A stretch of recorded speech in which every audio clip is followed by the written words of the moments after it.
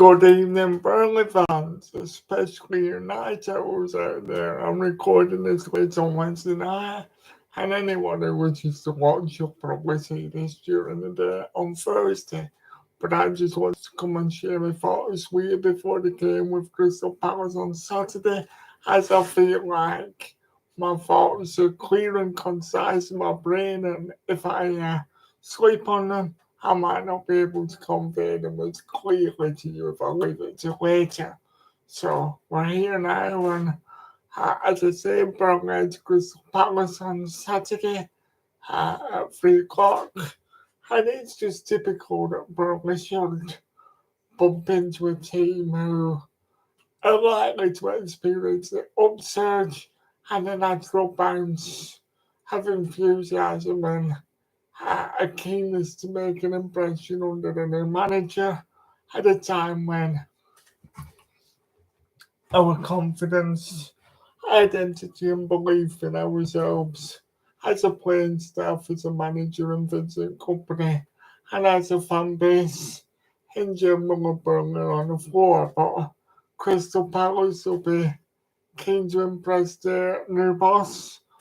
Uh, Oliver Glasner, who's taken over from Frankfurt, and the only thing that I know about him is that I saw him win the Europa League a couple of years ago, where he beat West Ham over 2 legs, and Glasgow Rangers in the final, and for a club of, you know, with due respect to Crystal Palace, quite modest means, it does seem to be an eye-catching appointment and someone who will bring them a exciting philosophy and hopefully from their perspective, someone who can really develop the young talents that we know of in the shape of Essie and Michael Elise and Adam Ward in particular, the former Blackburn player who was signed for them for £22 million,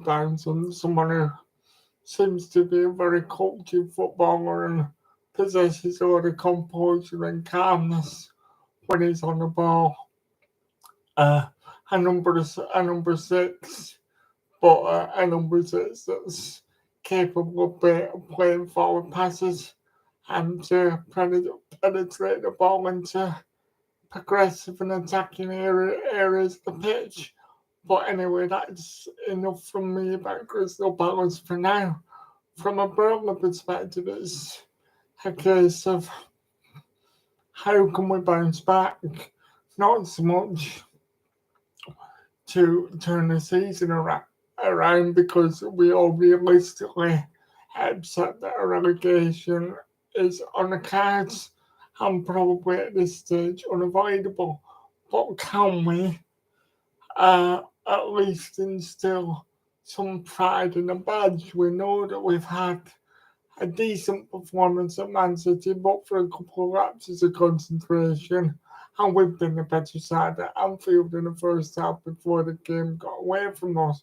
But so often this season, uh, our performances have been both mentally and physically weak and somewhat anemic or lacking in personality. So, is Vincent Company gonna take the opportunity to clean the slate and try and instill some vision for the rest of the season and reward people with more new chances on merits just for the fact that players have been taken to the field week in, week out and not really performing? What have we got to lose by rolling the dice, if you will, and giving opportunities to those unfancied individuals who have had their chance? What does Manuel Benson need to do to start a game? Has Amdouni done enough, for example, to ensure that he can start a game? Or does Johan Berg Gudmundsson deserve a Premier League opportunity to show the manager what he can do in the Premier League in the number 10 role?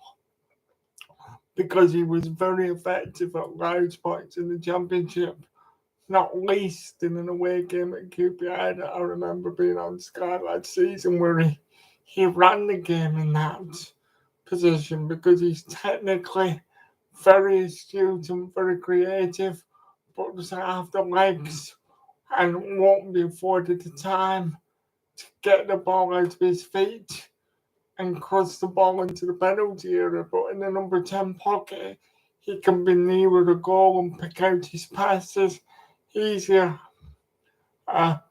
Josh Cullen surely can come in and be the piano pusher in the midfield and get the ball and lay it off and be the one to create the glue, hopefully, between our defence and our attack. And yes, he was poor and overrun in midfield at the beginning of the season. And yes, we did so happen to lose the 2 goals against West Ham from a winning position when he was subbed on in November. But so many other players were poor too. Perhaps he didn't have enough help at that time, but he was the player of the year last season. And Muric has not had one chance. We need to salvage the confidence in James Trafford by, perhaps in my opinion, to an extent, wrapping him in cotton wool and giving Muric a chance. And if he can impress and he can use his feet to create effect like he did last season and be instrumental in allowing Burnley to beat the press. And if he doesn't want to stay in the summer, that can only add to his value. But the definition of insanity is putting the same players on the pitch and expecting the same result one time and time again as it happened. And if we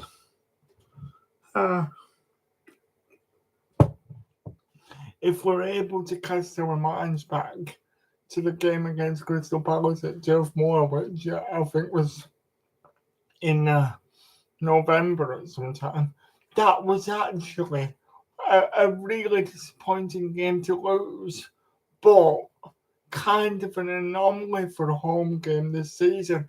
It's a game that, rather than rolling over and having our bellies tickled by the opposition, for once on that occasion we lacked quality in front of goal, but I remember us creating chances and just missing them and huffing and puffing. And I remember, although we lost the game 2-0, that I left that game thinking it's not going to happen for us this season, is it? Because regardless of how well we played on the day, we huffed and puffed. Crystal Palace camped in with 9 and 10 men behind the ball. There were blocked shots we had, and this is just memory off the top of my head. So if I'm not exactly accurate with what I'm saying, feel free to correct me in the comments. But the feeling I just got is that we forced umpteen corners. We were on the edge of the Palace box. We had good situations, but the ball was pinballing around and not quite dropping for us. And Palace were putting the body on the line, and it was frustrating. And basically, we lost the game due to 2 counter-attacks. And I remember thinking that Palace were one of the poorest teams that we've seen. And from memory, I think that was without Elise and Eze as well, and a very defensive, resilient Palace. But obviously, things of deteriorated for them as the season went on, and Roy Hodgson's tactics became stale, and the fans were depressed, and it got toxic at Palace, and poor old Roy Hodgson has been sacked and it's impacted his health, which is sad to see.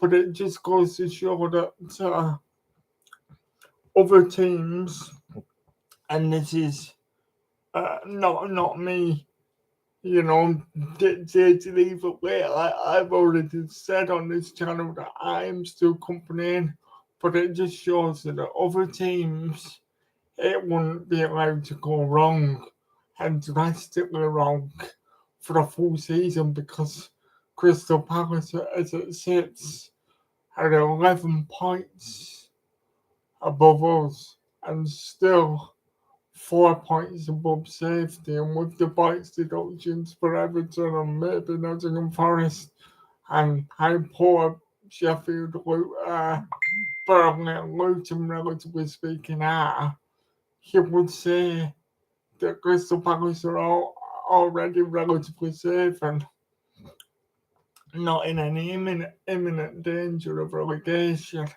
But it's still changed because things have to be freshened up and results can't stay the same. And Burnley have just been vacant, really, and let the season slip through our fingers. So, from my perspective, I just please ask that we're on 13 points now, and I realistically hope to see that in these remaining 13 games, can we please target, just to instill some pride and a goal and at least not not bend over and upset relegation like cowards. Can we please target 15 points? And if we could get up to the 28-point mark, almost 30 points, and go down in late April or early May by, 8 points, 6 points, excuse me, and take it to the last three games, I would say that you've done enough to instill my pride as a fan. And I can say we went down because the season went to waste a bit, but you fought for me as a fan and for the badge into the last few weeks. But on Saturday, it's going to be very interesting. You always expect that an opposition who are playing under a new manager for the first time are going to give everything to impress their new boss. Because whoever was Roy Hodgson's favourites might very well not be Mr. Glasner's favourites. So Palace are going to have to give it everything. And Burnley are going to be, unfortunately, a wounded animal in the eyes of Palace, and they're going to be, very much baying and smelling our blood. So Burnley are going to have to show tough resilience in this game to take the horrors of last week and put those to one side. And I hope that we're allowed to keep quite a lot of possession in this game because I fear excuse me, that with the amount of mistake making in us that we have, if we if the new manager for Palace has had the time to implement his philosophy to any degree, then we're really going to suffer with the high press. And the more that we're pressed, you know what we're like when we differ in possession and we're not concise in what we do, and it's going to lead to mistakes. And I worry that we're going to be overrunning midfield. I worry that Eze is going to drop into the pockets, and if he drops into the pockets, providing he's back from injuries, from his injury rather, that we're going to really suffer because a lot of the time there's not much synergy between defence and attack, and Sanderberg will be dropping in to centre back, and then there'll be a space in the hole, and Eze can shoot off both feet and chop and weave, and I can just see James Trafford having to impersonate Superman and given if we've to have any chance of getting anything, it's going to remind me of what he did at Brighton, but when he had his best game in the Burnley shirt. And I worry that in general, with Decore and Morton and whoever else they have in the midfield, that they're going to be too physically strong and athletic for us, and that we're going to give away a lot of fouls because Adam Wharton's so good at positioning his body and manipulating the ball. And they've got a new right back called Muniz, who's a Colombian man who I was very impressed with. So he's going to be a real attacking outlet down the right. And I worry that we're going to lose. And my prediction is, unfortunately, 3-0 to 3-0 to Crystal Palace, and that's just based on how easily we've been letting the opposition score all season, how eager Crystal Palace are to impress the new boss, and yeah, I'd love to be optimistic and say that we're going to win 1-0, but you know, the lottery numbers will be right once in their lifetime if you're lucky, and I'm not confident. I think a lot depends if it's going to be the bland Crystal Palace that we've seen under Roy Hodgson. Then I do have hope that, there'll be low quality in the game, and Burnley might be able to defend as a unit, and we're going to grow into the game, and the fans will get restless and all that kind of stuff, because Crystal Palace are equally as poor as Burnley from set pieces, and apparently haven't scored from any all season. But you just know, unfortunately, that our defenders in James Bradford are likely to be saying, hold my beer in those regards, because if anything can go wrong from a set piece, our defence seem to know how to undo it. But just let's have some pride in the shirt. Let's come off the pitch having had several attempts on goal.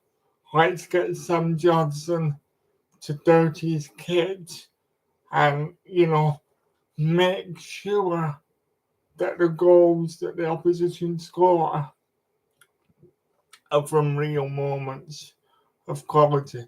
Because for as good as Arsenal were against us on Saturday, and for as much as we perhaps deserve to have lost that game by even 6 or 7 goals, did Arsenal really have to work hard enough for the goals? Poor defending from us for the second goal. Central defenders not alive to the situation. Young letting Martinelli wriggle free. And then for the shot from Odegaard, people could have put the bodies on the line for that one, in my opinion. Josh Brown, who single-handedly almost went to sleep and passed it into no man's land, and we caught a life there. That was a very lucky break. And then the way that we let Kai Havertz dance through the entire defence is just not acceptable, not to do the basic things right. So in this game, because of the technical footballers that are available, Jordan Ayew, Edward Eze, to name a few, they're very technically good, so Burnley are going to have to really give a disciplined performance here. And any sort of sloppiness in possession, and I really fear that we're gonna get caught like towards our penalty area, and penalties and free kicks around the edge of the area are very likely, especially where Jordan Ayew's concerned, because he really protects the ball very well and just weaves, and he's a sort of irritating player that the defender thinks that they have a chance to win the ball against, and often he draws so many fouls. So Crystal Palace are a good side, and I expect a real upsurge in the fans to be revitalised. It's difficult to know what formation they're going to play, but I do believe it's most likely to be that 5 or it was in Germany when he was at Wolfsburg and then later on at Frankfurt. But I don't want individual errors and Burnley drifting through the game.